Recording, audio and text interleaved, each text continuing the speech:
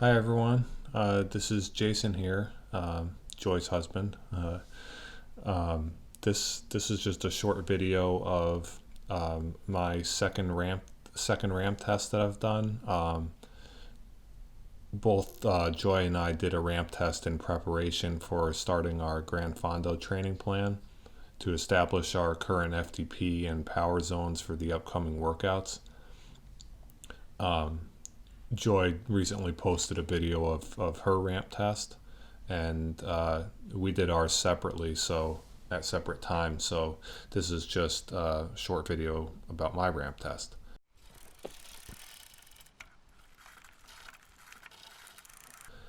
So this is my second time doing a ramp test, but was my first time using Zwift for it. The first time I had just used the monitor of the biker to keep track of the watts each minute. So my FTP result from the first ramp test was 165 watts. In hindsight, that may have been a little conservative because I had based that number on 75% of the watt target for the last minute in which I met the target. I had met the 220 watt target but was not able to hold 240 watts for a full minute. So I used 220 watts for the FTP calculation. However, I was very close to holding the 240 for a minute. So, I believe the way Zwift calculates the FTP is by taking your highest 1 minute average watts and multiplying that by 75%. So if your average watts on the round that you fail on are higher than the watt target of the previous round, it will use that higher number. Aside from my original FTP calculation being more conservative and probably a little inaccurate, I just had a feeling that my FTP had increased since my first time doing the ramp test, because I've seen some gradual improvements in my fitness and power during that time.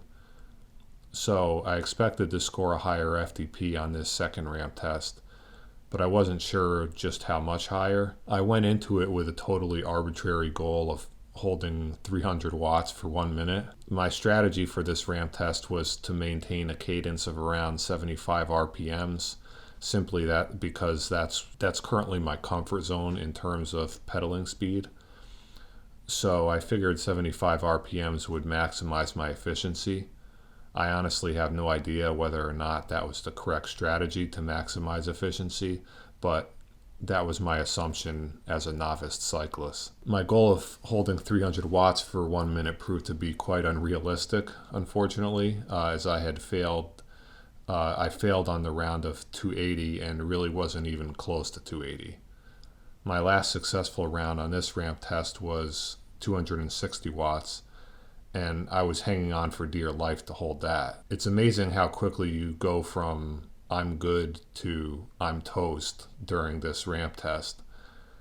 After doing 260 for 1 minute, I knew I wasn't able to increase my cadence any further, so I asked Joy to move the damper up one setting, and I was hoping to find a way to dig deep and maintain my cadence at that higher resistance, but my power just fell off a cliff after the round of 260.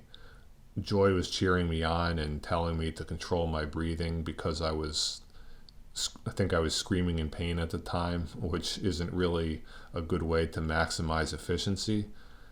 But my power was just in a downward spiral at this point, and really nothing could save it.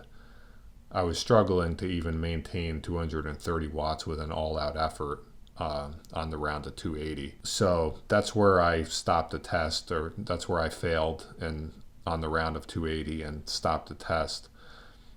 Although this was a short workout, it took only about 25 minutes for me, including warm-up and cool-down. It was the most intense one that I've done on the bike erg for sure. Upon completing it, the level of discomfort felt comparable to running a fast mile, and I haven't gone that hard since prior to my knee surgery. So the end result of this ramp test for me was a new FTP score of 196, which I'm actually very happy with. I know I said my goal going into the workout was to hold 300 watts for 1 minute, but I learned pretty quickly during the test just how unrealistic that was. That goal went out the window once I hit the round of 260, and at that point my new goal became to just increase my FTP from the last time. So now the fun really begins as we start our 24-week training plan. My power zone shifted up a bit from what I've been using for training, which of course means I now have to work a little harder going forward pretty much with every workout. For example, yesterday I was just doing a 30-minute zone 2 ride after some strength training, and zone 2 doesn't feel as easy as it used to. But it's all good. I'm ready for a challenge.